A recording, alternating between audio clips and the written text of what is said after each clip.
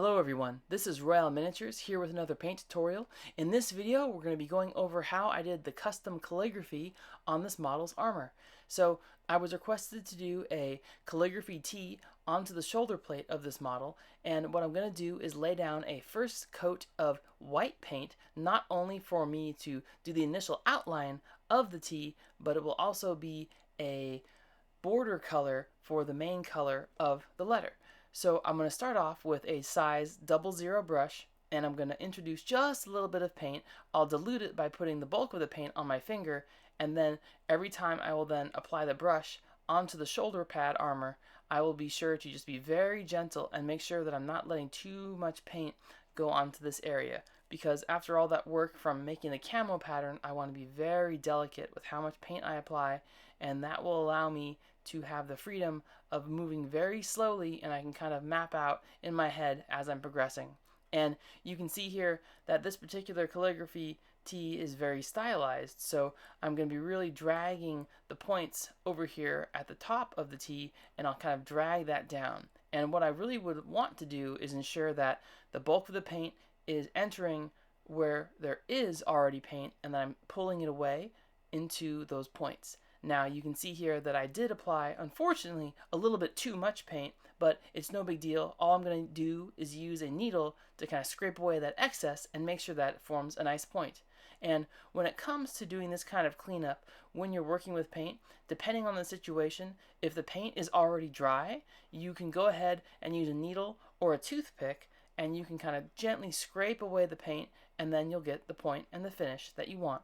And you can see here that I'm going to be much more careful in this instance, where I'm just going to have a little bit of paint on the tip, and you can see here how by being very controlled with how much paint is on the tip of the brush, I can now make a very nice point on this part of the tee. Now this particular area is going to have a bit of a curve to it, so I'm going to be very careful with how I approach this section. And I have quite a bit of paint, but I've introduced it towards the bottom part where there is already a good amount of paint applied. One big part of making this is to ensure that you don't have too much paint, because if you apply very thick layers of paint, you'll have a lot of paint buildup, and that can make it not as flat and be a little bit too pronounced. Now I'm going to move on to the main color. This is a really rich red, and it's going to eventually have another coat on top of it to give it a very nice shiny look. So the first layer of red paint is going to be put right in the middle of the paint lines that we've already painted here. And you can see here I'm being extremely controlled with my motion. I have two fingers stabilizing the brush, and you can see that I have another two holding it so I can have really high accuracy in this area, because I spent quite a bit of time getting this tee all outlined with the white, and I want to make sure that I'm just going to be using this as a guide. So I'll always start in the middle of the paint so I have area to go once I put the brush tip down. So it's very important, if you're trying to get these kind of effects where you have a border color and then your main color inside, be very controlled with where you put your paint, and then just be sure to watch and see how I'm able to control this very, very fine tip by seeing where I put the initial strokes, and then how I control the paint as it moves through these areas, and then how I have it connect.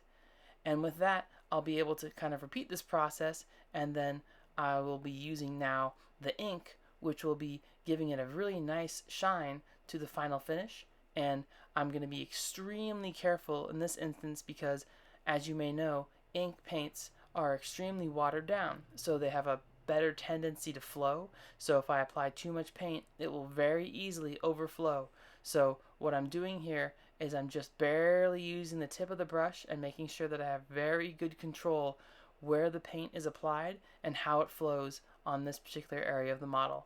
And even though this is a very small area, because I did that really nice outline, and because I've chosen colors that really play well together in this area, you can see how just this little extra feature will make your model look really unique and give it its own character. I would really want to emphasize that when you're working on these final stages, be sure to take your time, because you've already done all this grunt work to make the initial outline. So just really make sure you don't get too far ahead of yourself and ensure that when you're done, it ends up looking nice.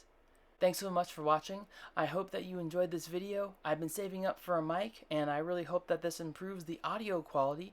I'll be finishing up this first commissioned model on the channel, and hopefully I'll have that next series of videos done very soon, and looking forward to seeing what we come up with next. Once again, thank you so much, and I'll see you next time.